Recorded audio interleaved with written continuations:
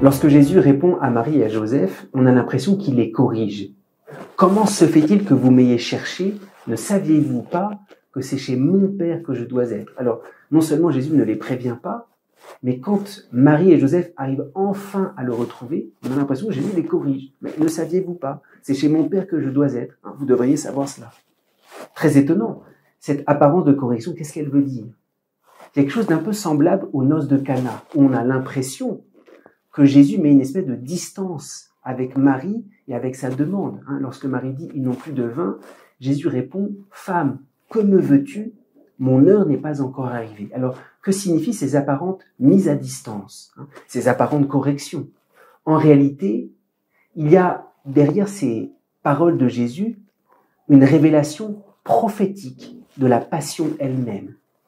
Mon heure n'est pas encore arrivée, à Cana, c'est une annonce de la passion. Je ne peux pas changer l'eau en vin sans que ça soit en fait mon heure, c'est-à-dire ma passion qui commence. Je ne peux pas faire une petite chose sans que je donne toute ma vie tout entière. Et puis là, c'est semblable. Quand Jésus reste au temple, le véritable temple, c'est lors de la passion, Jésus va rester dans le sein du Père.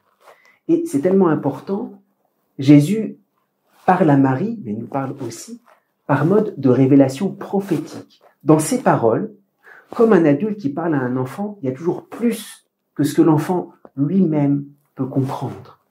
Et c'est pour ça que Marie accepte d'entrer dans ce rythme de révélation prophétique. À Cana, l'eau a été changée en vin. C'est un tout petit signe. C'est l'annonce de quelque chose de tellement grand où l'heure de Jésus, il va donner toute sa vie. Et puis, Jésus qui reste au temple et qui les fait un peu trembler, qui fait trembler ses parents parce qu'ils ne comprennent pas.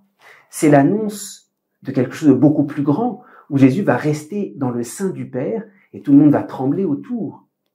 C'est pour ça que Jésus, dans notre vie, il nous parle à travers ces révélations prophétiques. Et on a besoin de Marie, parce que on est un petit peu déboussolé pour rester dans cette confiance que même si on ne comprend pas, Jésus progressivement nous introduit dans un mystère éblouissant. Mon heure n'est pas encore arrivée. Marie ne pouvait pas imaginer la profondeur du don de la passion. Ne savez-vous pas que c'est chez mon Père que je dois être? Marie ne pouvait même pas imaginer combien avec Jésus, on peut se réfugier dans le sein du Père, malgré toutes nos incompréhensions et nos souffrances.